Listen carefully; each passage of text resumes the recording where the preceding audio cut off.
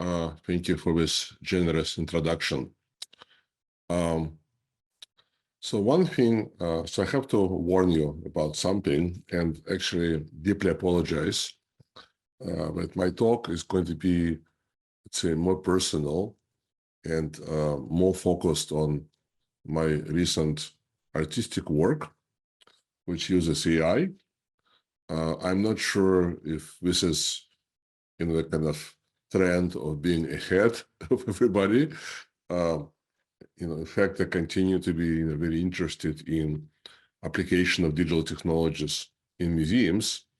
The reason my talk will be maybe not what you all expect, which is some kind of general overview about the existing use and the future possibilities for AI in the museum, is that I'm based in Korea, because I'm a professor in New York, but since 2020, since the COVID era, all my teaching has been on Zoom.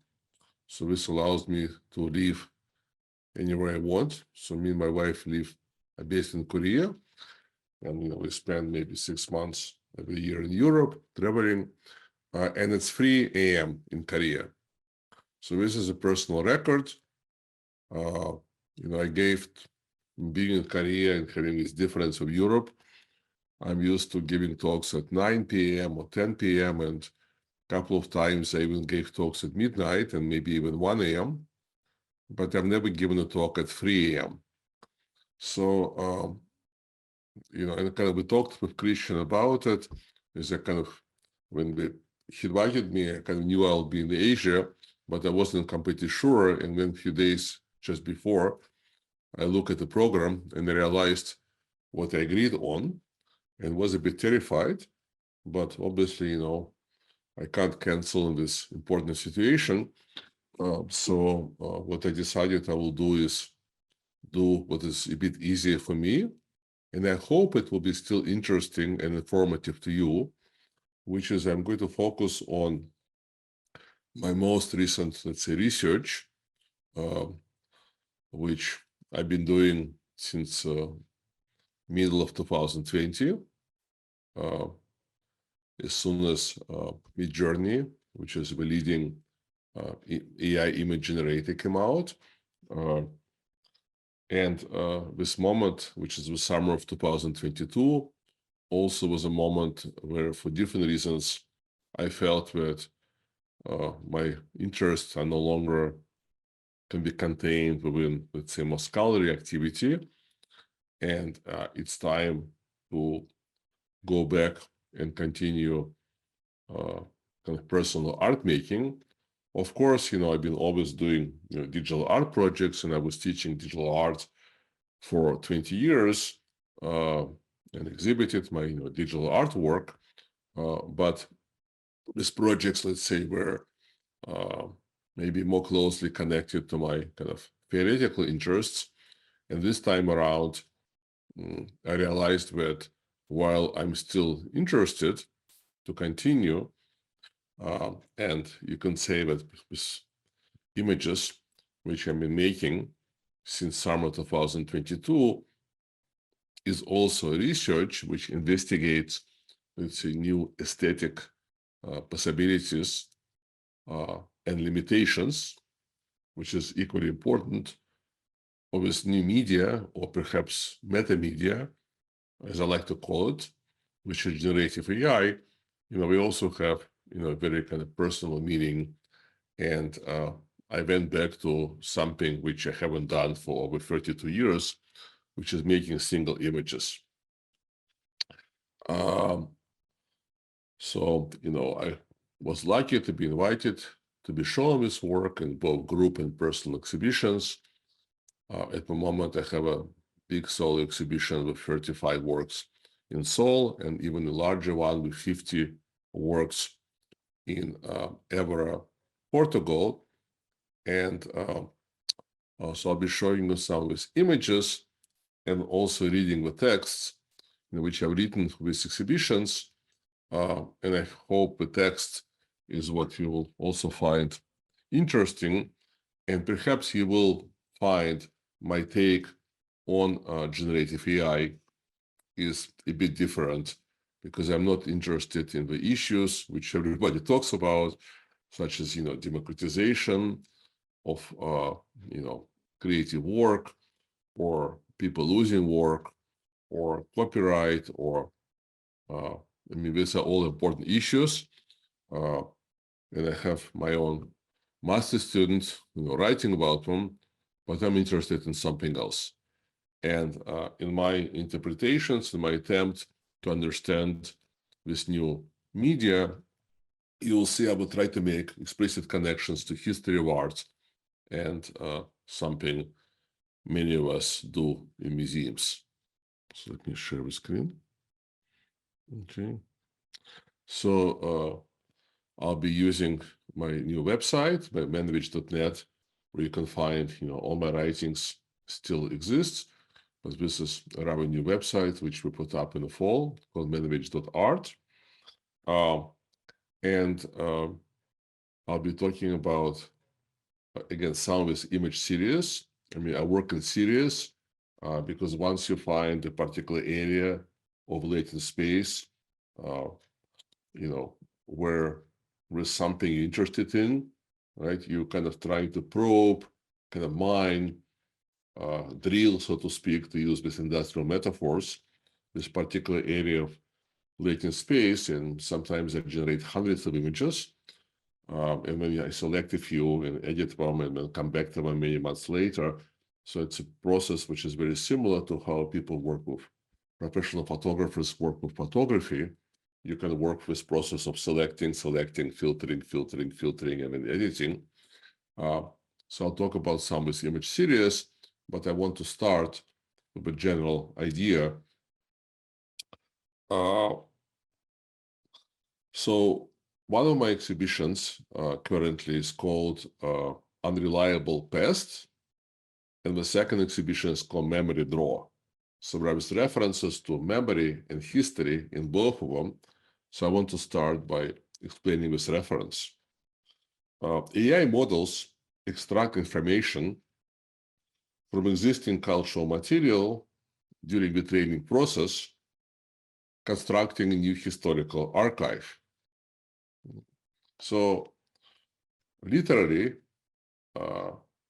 and paradoxically, generative AI model is like a giant museum where, hundreds of millions or sometimes billions of images, and where often unreliable, text descriptions have been collected and are broken up into parts, patterns have been extracted, and when we use tools such as Midjourney, DALL-E, Stable Diffusion, ChatGPT, and so on, to generate new images, new text, and so on. So this model, in a way, like a kind of algorithmic museum, except we can't directly look inside, We can't really visualize this museum about walls because of a giant scale and its complexity, and because the patterns are distributed across trillions of connections. All we can do is kind of poke into this latent space and provoke this machine to visualize something. And so when the probe inside this archive, asking AI tools to generate scenes from a specific historical period or place, or to create something unique, the results are frequently idealized, biased, generic, or blend. One metaphor which I use when I try to create images using AI tools, it's a bit like painting using Lego, Instead of a kind of paintbrush, which allows me to work on a very small scale and allows for a variety of gestures, variety of behaviors, it's like making painting out of Lego, because when I ask Midjourney or Stable Diffusion or DALL-E to make a tree, I get very beautiful tree, but often it's a very generic tree. But perhaps we shouldn't be fearful of this. Perhaps we simply return to kind of historical periods of classicism, right? Or idealism, where artists were not creating a particular reality, but we're trying to create a kind of Platonic idea of a tree. And yet, we think that, we like to believe that classical art, right, the art of classical period, as opposed to the art of, let's say, realistic or social realistic period, still has a concreteness. So whether it is classicism, that's open question. Anyway, so for me, using generative AI, it's not a collaboration, right? Like, I don't think of it as a happy collaboration with a computer, the way it's often described in media, right? I mean, how can you collaborate with, like, a superhuman, right? How can you collaborate with AI, which is smarter and more knowledgeable, than me, right? It knows so much more. So rather, it's a constant battle against this fundamental limitation of this media.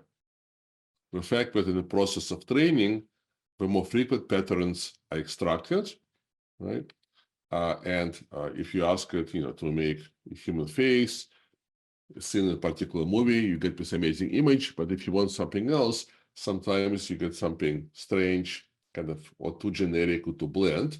So I constantly have to invent techniques, and it becomes harder, in fact, to keep a struggle because as AI paradoxically becoming more and more powerful, it is better in rendering, let's say, more common sense ideas, and it's becoming more difficult to visualize strange, absurd, deistic things.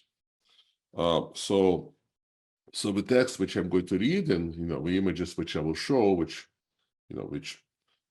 are my kind of direct outputs, are all attempts, outlining my attempts of and describe some of the techniques I employ to push AI to generate more subtle, delicate, and ambiguous images that I prefer. Okay? So we'll go for some of it. Okay. Now, before I go in, just also want to explain to you something about my process, because it's very different from simply finding a prompt and running this prompt a number of times. This doesn't work for me. So instead, I construct these prompts, which also use images as the input. That's why I use Midjourney, for example, as opposed to DALL-E use Stable Diffusion, which allow for one image. But in Midjourney, I could use up to 6 images. So I give it very different images, which can be some 17th century etching and my own drawings, and maybe some close-up of some old etching or some photograph, from the place where I grew up in Soviet Union. So I give it a variety of different images. There's also a parameter called stylize, which I usually set to a very low number, which forces Midjourney to understand me more literally, and often leads to some anatomical problems, right? So the images are less beautiful. The default is 100, and I usually set it to anywhere from 0 to 15, but the results are more interesting. And then, as I said, I generate hundreds of thousands of images. I come back to them, maybe weeks or months later. I select a few, and then I edit them in Lightroom and Photoshop, where I use other AIs and various techniques developed to edit photographs. And I rely on my experience and my training in visual art. And I started my training in visual art in 1973 as a teenager, so it's been 50 years. Okay.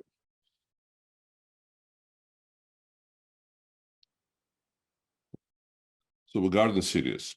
So the series is inspired by formal French gardens, as well as 18th century ornament and architecture.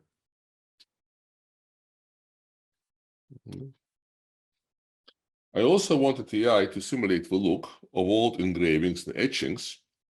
The reference to this medium in my prompts influenced the subjects depicted in the generated images. Right? Line represent everything in graphic arts.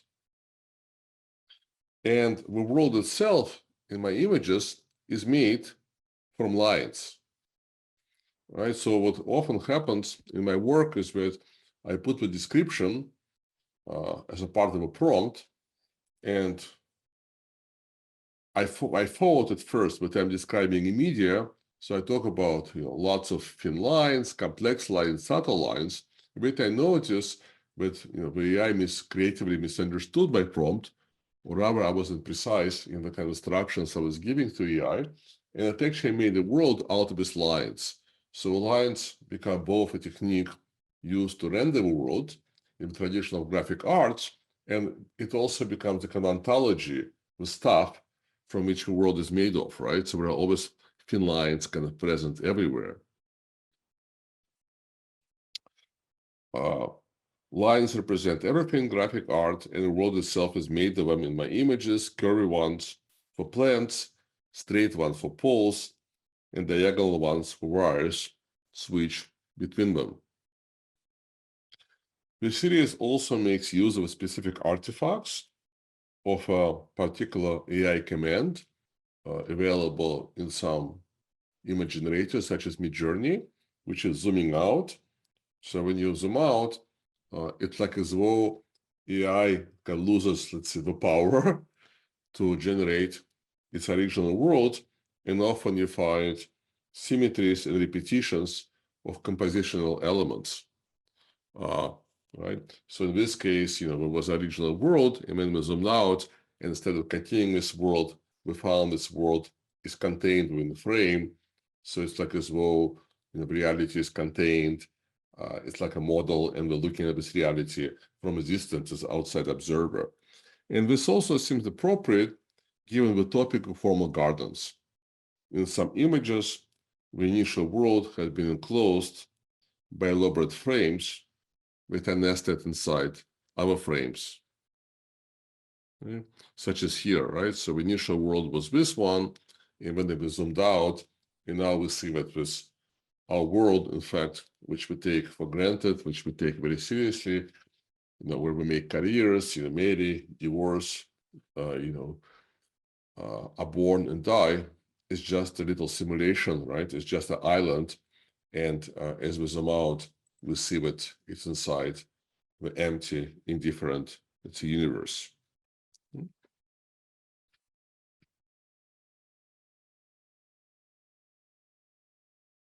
Okay. So this series from last year is called Capriccio. Okay. So a capriccio is a genre, right, of European painting, European arts that began to develop in Renaissance and grew during the Baroque period. Such painting prints depicted architectural fantasies that mix familiar and unfamiliar. Existing buildings were placed in fictional settings or imagined as worn with time or as ruins.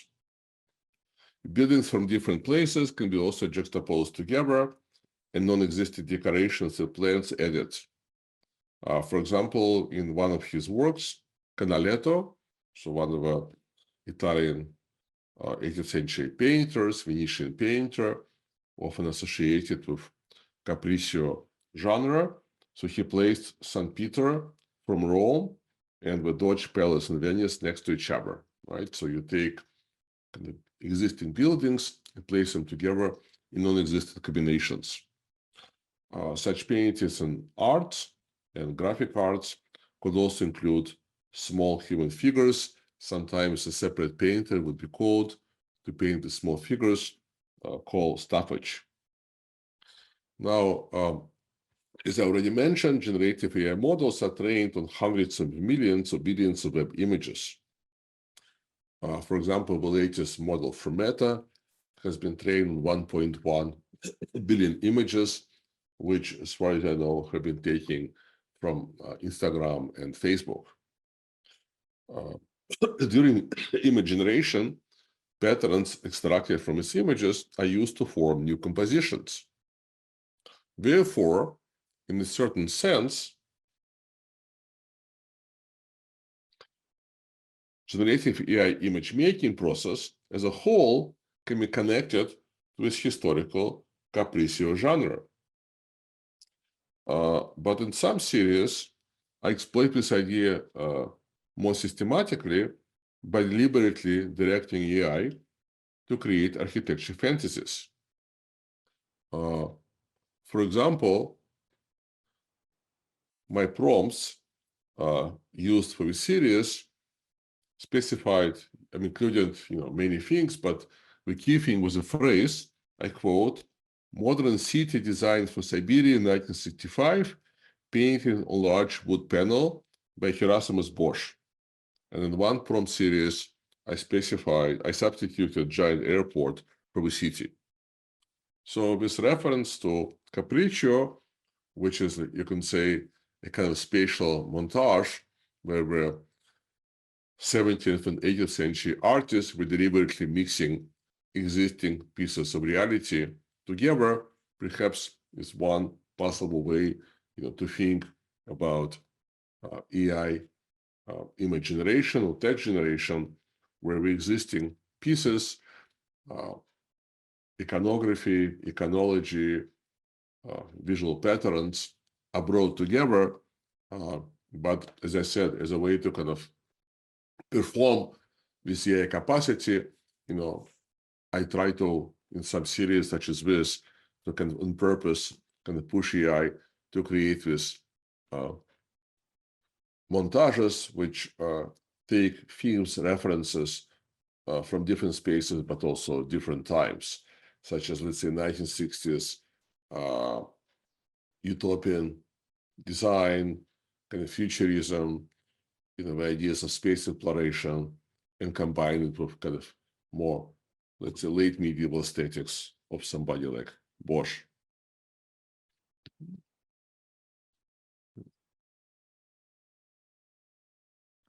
Okay, let's continue our idea of trying some classical art genres as a way to maybe give us some new way to understand generative AI.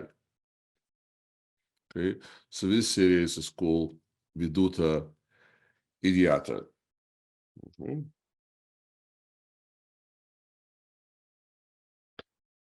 Veduta Ideata represents a further 18th century extension of Capriccio genre. So this is realistically drawn, but completely imaginary scenes. So the most famous artist today associated with genre was Piranesi, born in 1720, died in 1770. His renowned etching series, Carceri di Invasione, or Imaginary Prisons, draws on his early training as a theater set designer and purposefully employs impossible geometry, right? So if in Capriccio genre, you take existing buildings, you can bring them together, right, in a kind of spatial juxtaposition. In Veduta Ideata, you create like a realistic, or today we'll say photorealistic, images of non-existing scene. So to create imaginary scenes in this series, I have added multiple images to each prompt, such as the aerial photo of a frozen abandoned city in Siberia, a photo of apartment blocks, also probably somewhere in Siberia, likely built in the 1960s. In 1953, oil and wood painting of Tower of Babel by Peter Bruegel the Elder, and other references. The prompts also contained these phrases, I quote, "Snow-covered terrain with random train tracks and poles of electric wires, aerial photo looking down, December 8 a.m. cold lighting, light fog, F13 lens, aerial photo looking down," right? So just give you example of very specific kind of descriptions you can give to image AI, or another quote, snow-covered empty terrain with electricity poles, with decaying Tower of Babel, December 11 a.m., December 8 a.m. cold lighting, light fog, F-23 lens, also aerial photo looking down. Okay, so as some of you know, I was born in the Soviet Union and grew up in Moscow, and we immigrated in 1981. So as many artists, as we get older, we're inevitably drawn to images with scenes, the atmospheres of our childhood.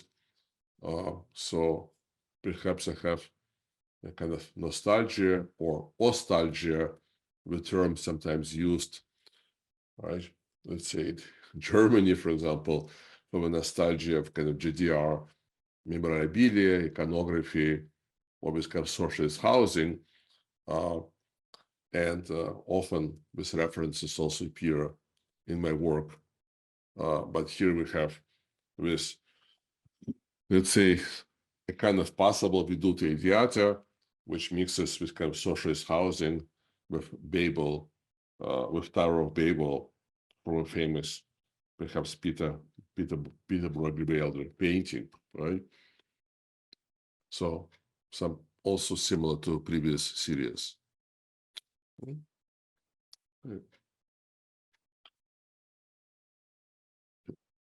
Now let's go here. So I'll offer you now, I will continue thinking and talking about the process of how AI is trained, and then try to offer you, let's say, a complementary way to think about AI aesthetics and AI kind of poetics. And we see in the series called Bookshelves, Pictures, and Fragments, in fact, no, it's fine. We see people talking, smoking, contemplating, right? So I live in Korea, so people are, have Asian features, often in my images. But what interests me are actually interior spaces we inhabit, an accumulation of objects and details, and a kind of mirror-like, shadow-like world in the spaces. Because when I give, AI prompts and various images, I told it many things, but I didn't specify anything. So I was very surprised when I started seeing the space covered with endless details, kind of remainders of human history, human civilization, if you want, kind of broken up into patterns in the process of learning. It is as though we're seeing a world which is not completely born yet, or perhaps it's a world of ruins, another reference to the aesthetic of 18th century. And perhaps, I fetishize the ruins of modernism, the ruins of enlightenment, a world of dialectic, a world where ideas have mattered, a world where people debated things, very strongly and kind of died through ideas. And perhaps I miss this world in our own more consumer success and sensitivity-oriented period. But let's continue with teasing what we see here. Okay, some objects are placed on the wall-sized shelves. Others cover coffee tables, sofas, and smaller shelves. In some cases, we can identify with objects, but in other cases, they're harder to understand. Some look like fragments, traces, and shadows of objects which are gone. Like water is, for example, it's almost objects becoming smoke, right? With shadows hardening, trying to become something, and then dissolving again. Yes, these are fragments. It's a world sworn by the wind, by the great upheaval, by the new globalization, post-globalization. Yes, these are fragments, but of what? In the ancient art museum, we see material fragments of long-gone civilizations. Pieces of vases and plants, or plates, metal tools, jewelry, tiny statues, missing limbs or heads. These are real objects from 3,000, 2,000, or perhaps 1,500 years ago. But AI fragments have a different ontology. Generative AI, as I already suggested, extracts structures and patterns from hundreds of millions of images and distributes them across trillions of connections of artificial networks. In this process, digital materiality of images is further virtualized, evaporated, and diffused. So we can remember here some 19th century writings about photography, how some people were thinking how photography can skin the world, right? It extracts with appearances of the world, robbing the world of its authenticity, or in a more, let's say, optimistic celebratory tone, 1920s, and thinkers such as Walter Benjamin were talking about the amazing new power of documentary newsreel to kind of bring distinct scenes, distinct objects of a world together, right, in a kind of one montage, one juxtaposition. So we can say that photography and cinematography have already been, in a way, kind of capturing world appearances, taking these fragments, and these fragments were brought together, of course, in 1910, 1920s, in a kind of photo montage and film montage. Hannah Hoch, Rodchenko, Maholy-Nagy, Werther, Eisenstein. But now we have a different process of fragmentation, right? A different process of collecting, disassembly, and then assembly again. And perhaps, inadvertently, something about this process gets visualized in this image series.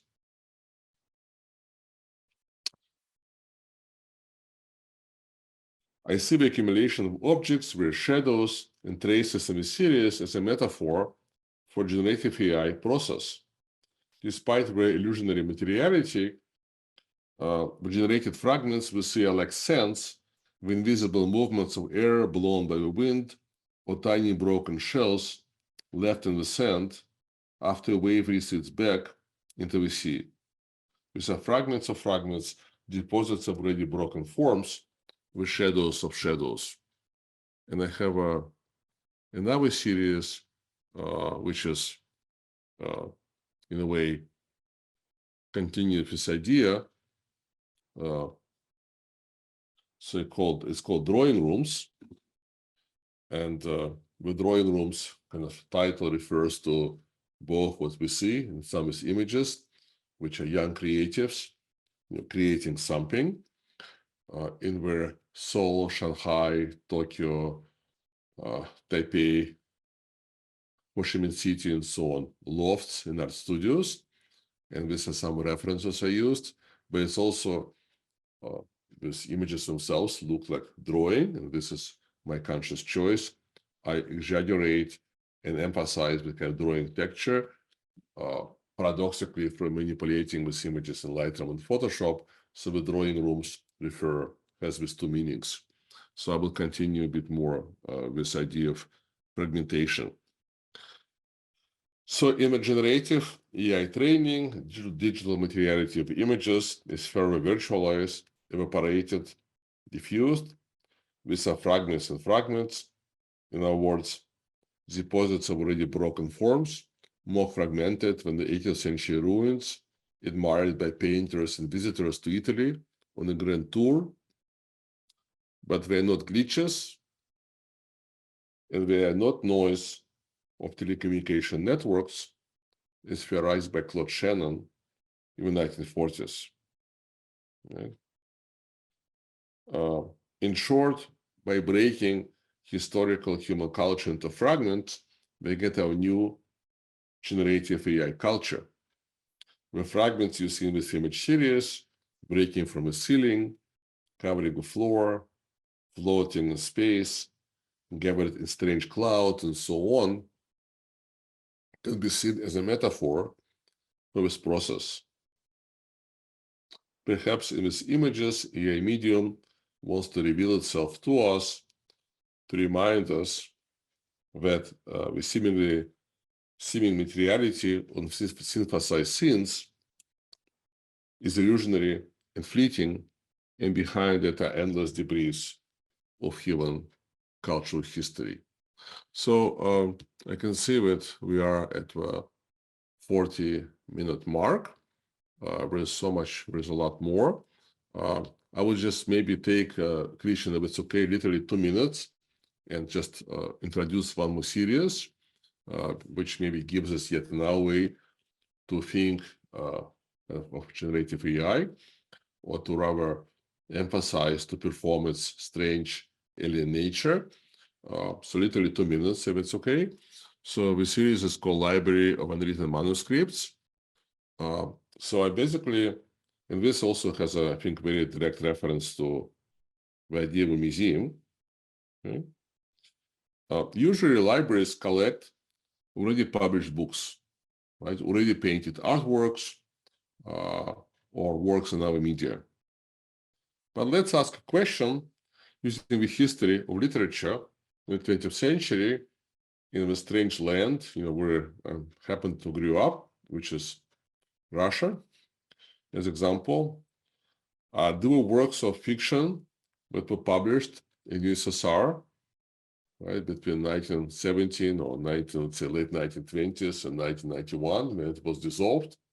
These works of fiction include best novels, best poems, most innovative, creative ideas.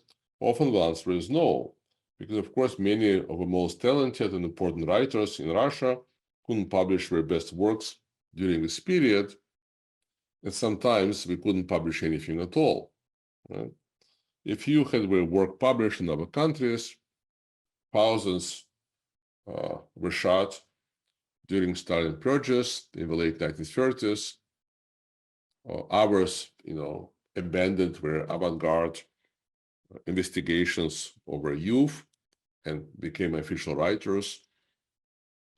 People had different paths. But many works only remain in manuscript forms, or maybe not even written down. Instead, friends memorized them and wrote down many years later. So there's a famous, one of the most famous 20th century poem by Russian writer Anna Akhmatova, composed by her in the 30s and 40s, and she was really afraid to even write it down. So her friends memorized it, and only in the late 50s, when we felt it was safe, we written it down.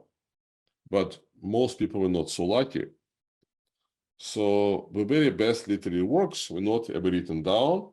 They remain in writers' heads and plans, and perhaps even as detailed outlines or finished parts, which authors never committed to papers.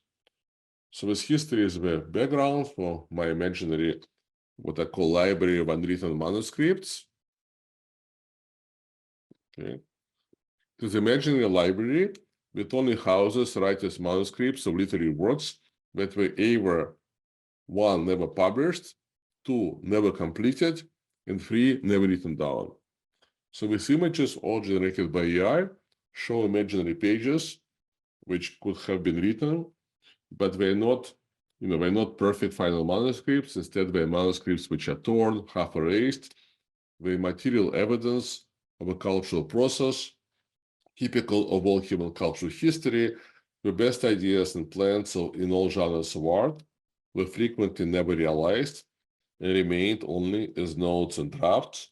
So what contained in all your museums are perhaps not the best humanity ever created, because the best humanity ever thought, imagined, was not kind of finished, was not realized.